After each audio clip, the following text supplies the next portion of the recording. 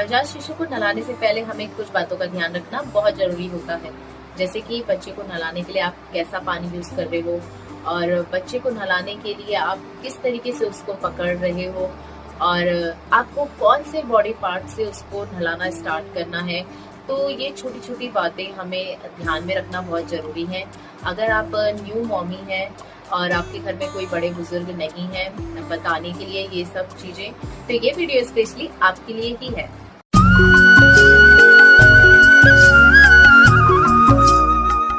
नमस्ते फैमिली, स्वागत है आप सब लोगों का शीतल उत्तराखंडी में। आज के इस ब्लॉग में आप लोग देखेंगे हमारे पहाड़ी कल्चर में नवजात शिशु को नहलाने का क्या प्रोसेस रहता है। देखिए, जब बच्चा हॉस्पिटल से घर आता है ना, तो उसको हम नेक्स्ट डे नहलाते हैं। तो जब हम नेक्स्ट डे उसको नहलाने की तैयारी करते हैं तो हमको चाहिए होता है सबसे पहले उसको नहलाने के लिए गर्म पानी।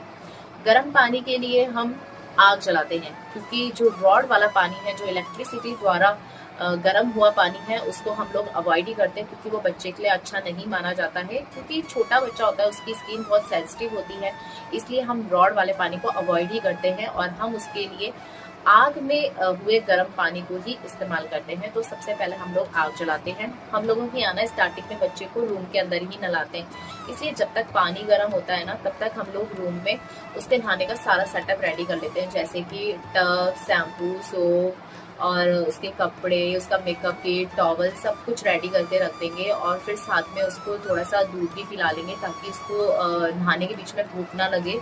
और ये सारे काम हमें झटपट करने होते हैं, क्योंकि बच्चा छोटा होता है ना, तो उसे थकान भी जल्दी लगती है और भूख भी जल्दी लगती है। तो बस अब जैसे ही पानी गर्म होता है तो हम गर्म पानी को लेकर आते हैं। अब देखिए, कुछ लोग तो बच्चे को पैर में ही रख के नहला लेते हैं, लेकिन हम लोगों के यहाँ पे बच्चे को नहलाने के लिए पैरों का यूज तो होता ही है, लेकिन साथ में टब का भी हम लोग यूज करते हैं। तो किस तरीके से बच्चे को पकड़ना होता है नहलाने के लिए, आप यहाँ साइड में स्क्रीन में देख रहे होंगे। तो इस तरीके से बच्चे को हम लोग पकड़ते हैं और सबसे पहले उसका फेस वॉश करते हैं।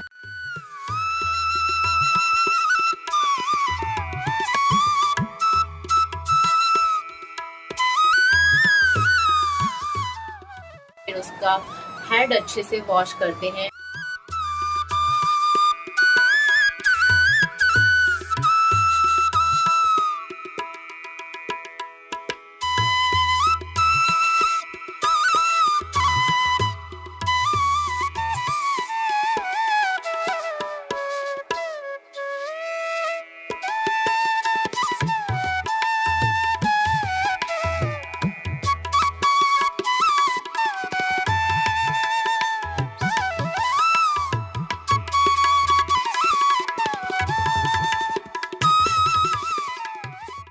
हैंड वॉश करने के बाद हम बच्चे को एकदम से पानी में नहीं छोड़ते हैं। देखिए, कुछ बच्चे डरते हैं, जैसे मेरा बेटा श्री भी पानी से बहुत डरता था स्टार्टिंग में, तो वो रोता था पानी देखते ही। तो एकदम से पानी में नहीं छोड़ना चाहिए बच्चों को। पहले बच्चों को पानी का टच जरूर कराना चाहिए। इसीलिए यहाँ आप स्क्रीन में देख पा रहे होंगे, श्री की दादी ने उसको अपने पैरों पे ऐसे करके बैठा रखा है, सपोर्ट में उसका हाथ रखा हुआ है पीछे से, और फिर उसको पानी का टच दे रहे हैं और सिकाई भी कर रहे हैं हल्का हल्का।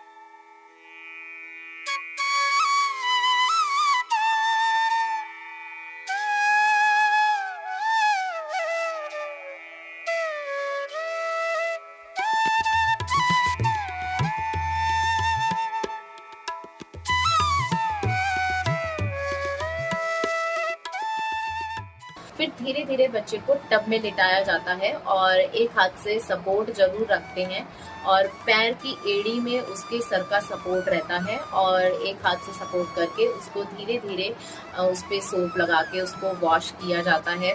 और फिर उसके फ्रंट में सोप लगा के उसको अच्छे से वॉश किया जाता है, और साथ ही उसके प्राइवेट पार्ट को भी अच्छे से वॉश करना बहुत जरूरी होता है। फ्रंट क्लीन हो जाए उसके बाद उस पे उसको राइट साइड मुड़ाते हैं और राइट हैंड और राइट लेग में सोप लगा के उसको अच्छे से वॉश करते हैं। फिर लेफ्ट साइड मुड़ाते हैं और लेफ्ट साइड में सोप लगा के अच्छे से वॉश करते हैं। बैक में सोप लगाते हैं, अच्छे से वॉश करते हैं। फिर उसके बाद मेन पार्ट आता है सिकाई का।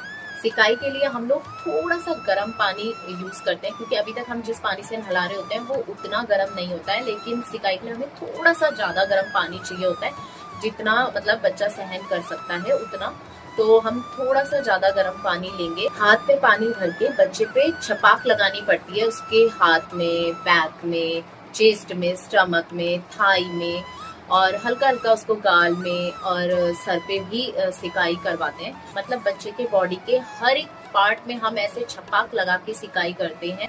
तो ये जो छपाक वाला तरीका है ना, ये हम लोगों के यहाँ बहुत इम्पोर्टेंट होता है, क्योंकि बिना छपाक करके नहलाने को तो हमारे यहाँ पे नहलाना मानते ही नहीं है।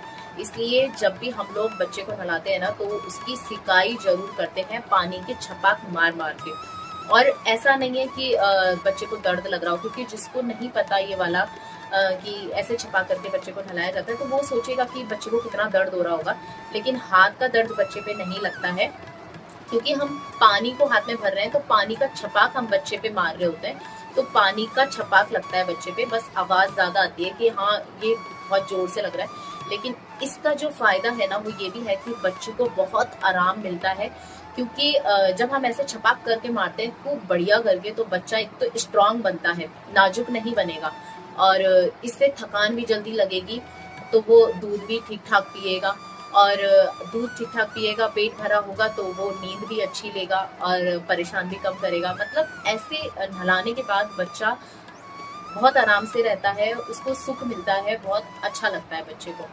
तो इस तरीके से नहलाना हमारे यहाँ पे बहुत जरूरी होता है, और ऐसे हमारे यहाँ पे सभी लोग नहलाते हैं। तो हमारे यहाँ के पहाड़ी कल्चर पे नहलाने का जो ये मेथड है ना, इसमें सबसे इम्पोर्टेंट पार्ट होता है ये छपाक मार मार के नहलाना। और इसी तरीके से हमारे यहाँ स्वीली को भी नहलाया जाता है। स्वीली मतलब नवजात शिशु की माँ को।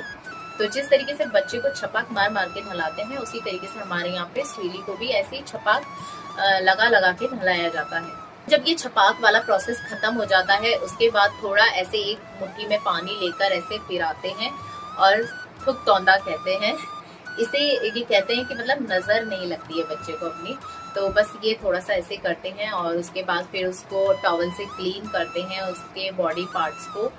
फिर इसके बाद हम बच्चे की एक और बार सिकाई करते हैं, लेकिन इस बार हम उसकी सिकाई अंगार से करेंगे, क्योंकि इससे पहले तो हमने उसको छपाक मार मार के गर्म पानी से सिकाई करी, लेकिन अब जब हमने उसे टॉवल से पोंछ लिया, उसके बाद हमने अंगीठी में कुछ अंगार रखे होते हैं, क्योंकि हम लोग आग में पानी गर्म करते हैं तो अंगार भी हो जाते हैं, तो अंगार को हम अंगीठी में भर के रूम के अंदर लाते हैं। जब सिकाई करने का वक्त आता है, तभी रूम के अंदर हम अंगीठी को लेकर आते हैं, और फिर उसके बाद अंगीठी में ऐसे हाथ को गर्म करके, फिर हाथ से उसके गाल, उसके सर, उसका माथा, उसका हर एक बॉडी पार्ट पे हम लोग सिकाई करते हैं। इस तरीके से भी बच्चे की सिकाई करना बहुत जरूरी होता है। हमारे यहाँ बोलते हैं अगर हम ऐसे सिकाई करते हैं तो बच्चे के लिए बहुत अच्छा होता है। देखिए आग तो पवित्र होती है, तो अगर हम आग की तपिश उसको देंगे तो बच्चे के लिए बहुत अच्छा होता है, बच्चे की स्किन के लिए अच्छा होता है।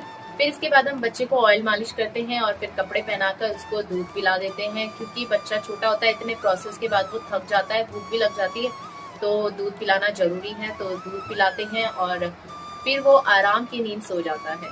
तो ये था हमारे पहाड़ी कल्चर में बच्चे को नहलाने का प्रोसेस। कैसा लगा आपको नीचे कमेंट बॉक्स में बताना, और अगर आप भी ट्राई करेंगे तो प्लीज जरूर से ट्राई करना, क्योंकि काफी फायदेमंद होता है बच्चे को इस तरीके से नहलाना। और इस ब्लॉग को आप शेयर भी जरूर कीजिएगा। फिलहाल बस इतना ही, फिर मिलती हूँ आपसे नेक्स्ट ब्लॉग में। नमस्कार।